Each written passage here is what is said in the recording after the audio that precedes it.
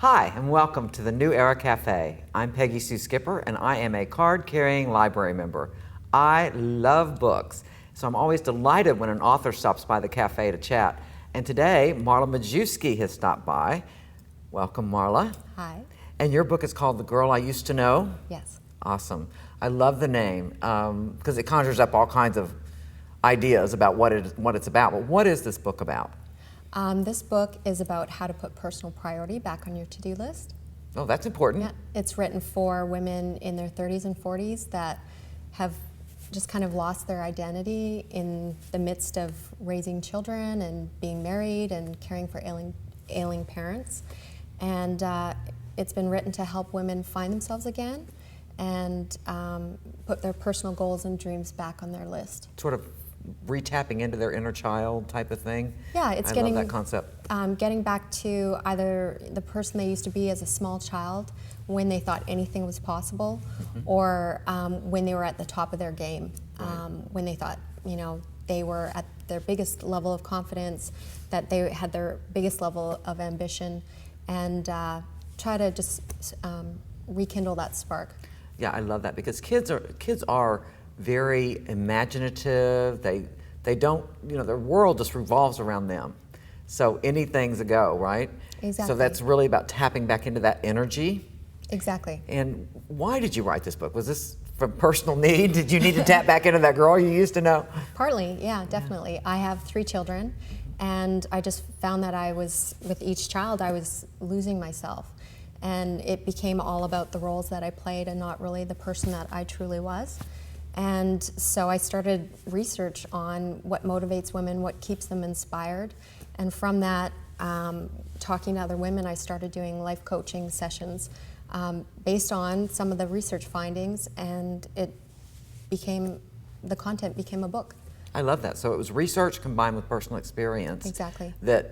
And how wonderful that you realized I must not be the only person that feels this way, right? Right. And so there are actually millions of women that feel that way, because let's face it, when we get married, we change. We do. When we have kids, we change again.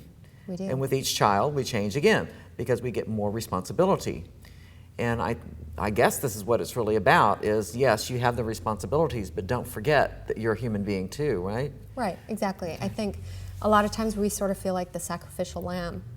Sometimes we are. Yes, sometimes we are. And we basically don't feel like we're as important as the other people in our life. And so this book is just to remind us that we do have needs, and we do deserve to be happy and have our own things that we do for ourselves, and they're just as important as the other things that we do in our life. Right. And I love that because really I've always believed that as parents, one of the best things we can do for our children is be a good example of a person who's living at their best and brightest.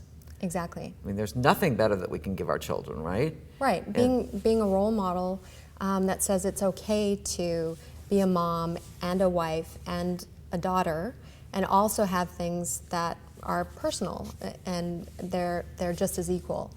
It just basically shows to children that you will always be important to yourself, and they should always be important to themselves. So what was it you found about yourself that you had to get back to? Was there something that you personally had to pull out from your inner child that you had kind of let go of? Definitely.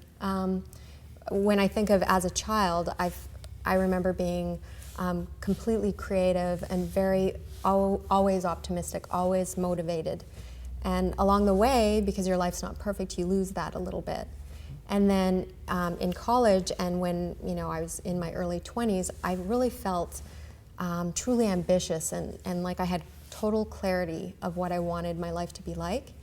But somehow it gets diluted when you have a family and you get married, and not that that's not all good. Oh yeah, It's and partly my book is how to have that with your husband and children included. It's not like you just throw that all away.